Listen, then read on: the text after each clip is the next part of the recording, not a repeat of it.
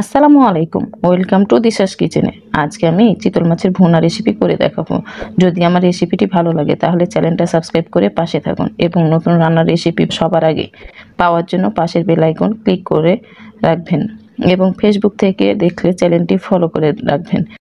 এই চিতল মাছকে অনেকভাবে রান্না করা যায়। আমি আজকে চিতল মাছের ঝোল বা ভুনা যেটাই বলেন না কেন করে দেখাবো। তাহলে চলুন এই চিতল মাছের ঝোল কিভাবে করা যায়।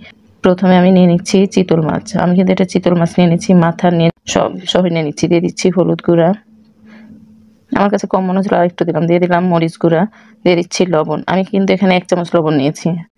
আর দিয়ে দিলাম সামান্য তেল।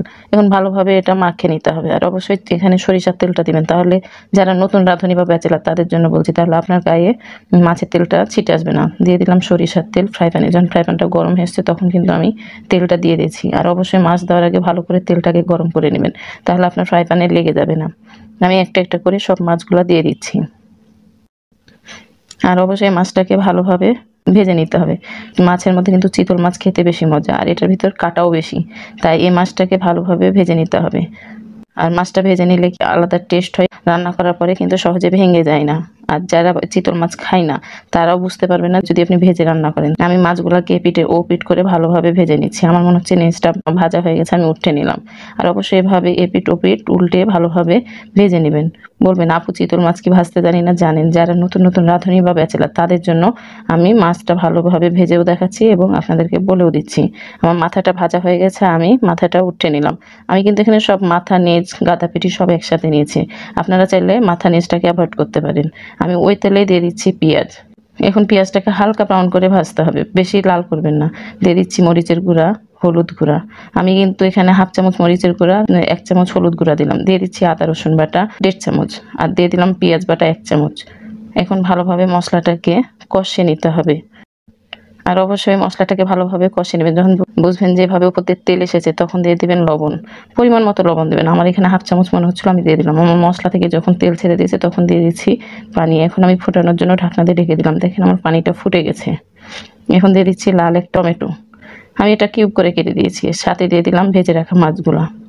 আর অবশ্যই একবার এভাবে রান্না করে দিবেন, আসলে খেতে খুব ভালো লাগে, দেখতেও ভালো লাগে। আমার দেওয়া হয়ে গেছে, তারপরে চামচ দিয়েও নেড়ে দিতে পারেন। আমি হ্যান্ডেল দিয়ে নাড়িয়ে ঢাকনা দিয়ে ঢেকে দিলাম। 2 মিনিট পর ঢাকনাটা উঠে দেখাচ্ছি। আমি মাছগুলোকে এপিট ওপিট করে উল্টে দিব। আর অবশ্যই এপিট ওপিট করে উল্টে দেবেন, তাহলে পরে দেখতেও ভালো লাগবে। দিয়ে দিচ্ছি কাঁচামরিচ। আমি কিন্তু এখানে 2টা কাঁচামরিচ কেটে দিলাম। আমি এখানে মিডিয়াম ঝাল করবো। দিয়ে দিলাম ভাজা জিরা গুঁড়া। এভাবে হ্যান্ডেল দিয়ে ঝাঁকিয়ে দেওয়ার পরে আবারও ঢাকনা দিয়ে ঢেকে দিলাম। আমি আবারও 2 মিনিট পর ঢাকনা উঠে এভাবে হ্যান্ডেল দিয়ে ঝাঁকিয়ে নিলাম।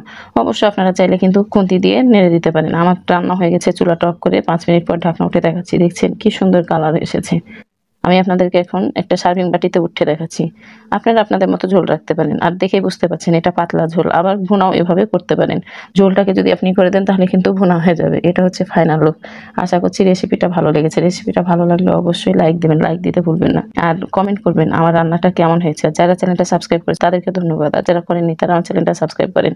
আল্লাহ হাফেজ।